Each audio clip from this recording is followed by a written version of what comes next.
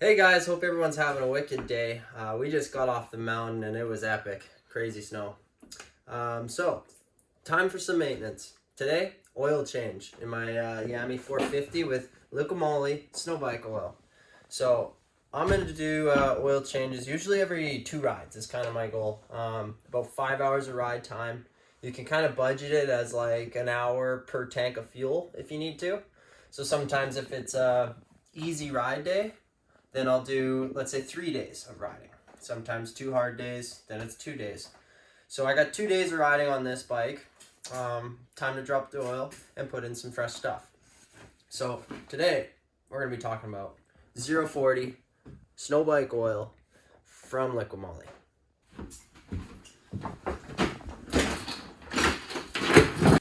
So Liquimoly Snowbike oil is a 0W40. Now this W is not weight, it's winter. It means it's approved for winter use.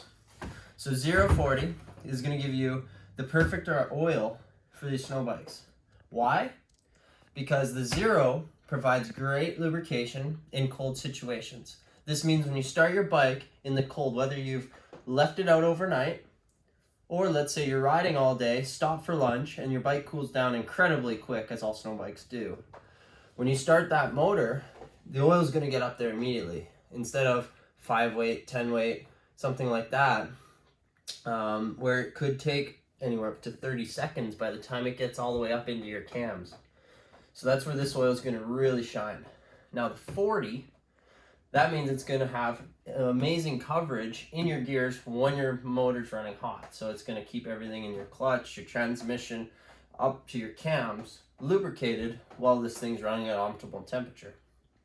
Something else to keep in mind, right here, Jazzo MA2. This is an approval rating for wet clutches.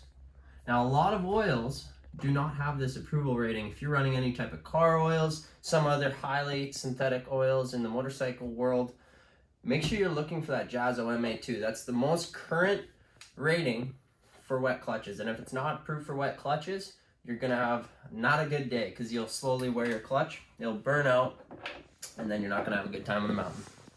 Just taking off the Selkirk skid plate. Now something else to take note of, when I do my oil changes, I usually do an oil filter about every second change. That's what I found worked. You don't really need, we change a lot on the snow bikes. It's more important to get that fresh oil in there. Unless you're having some real clangy shifts and you hit a neutral a few times, you might want to look at changing your filter more than just once every second ride. But in regular use, once every second ride is going to do you just fine. Work sideways with that. We're going to put that there. I need a 12mm wrench.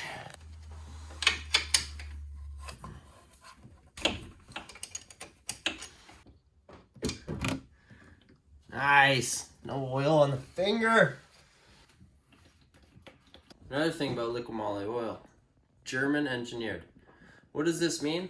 This means this oil and all Liquimoly products have some of the best base oil that you can find on this planet.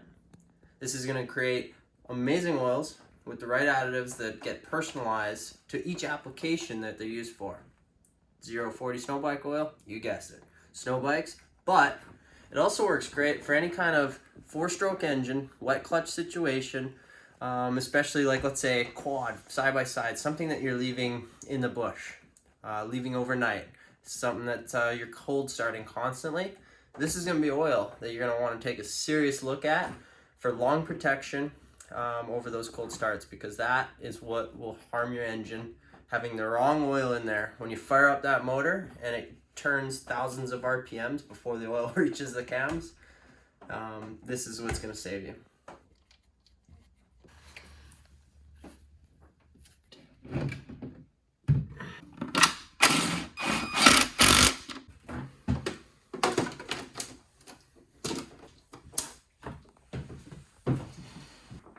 It's important to take care of the bikes, give them the goods. Ooh, Liquimoly Snowbike oil. Look at that. So that thin, watery texture is exactly what we want. It's a lot different than normal oil because it's supposed to be different than normal oil. Trick here for Yamaha guys with the Selkirk. If you look in this hole, right down here, you can see the sight glass. Right there, sight glass. All right, so we got the new oil in. We got the bottom cap on. Well, hopefully you did the bottom drain bolt before you put the new oil in. We've all been there. Putting the filler cap on. I got the oil filled up to the top of the sight glass on the Yamaha, because if you look halfway or just above halfway on the Yamaha sight glass, it actually says low oil. So the Yamaha sight glass, you want it full. Basically when I'm lining it up, it'll be completely full, and if I just tip it barely any, you'll see a tiny little air bubble. That's how I run my oil. Anyways, oil's topped up. We're gonna run it for about 2 minutes. Some people run it for 10-15 seconds. I've always liked to run it for more, so it really gets through everything, gets saturated into the filter, and then let it sit and sink a bit. And then we'll know exactly our oil height. All right, so this is our oil level. That's with the bike standing straight up.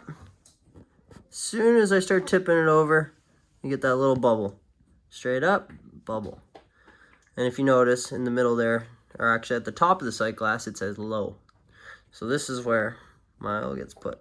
So this is with it level, and all I'm doing is that. Just that little bit of tip. That's what we want. Well, there we have it, guys.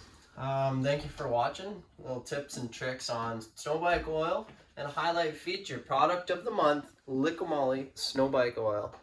Excited to be running these guys' product, using it in everything. It's the best of the best, and this is also what we race on to win X Games gold medals. So, till next time, thank you for watching, and ride safe out there.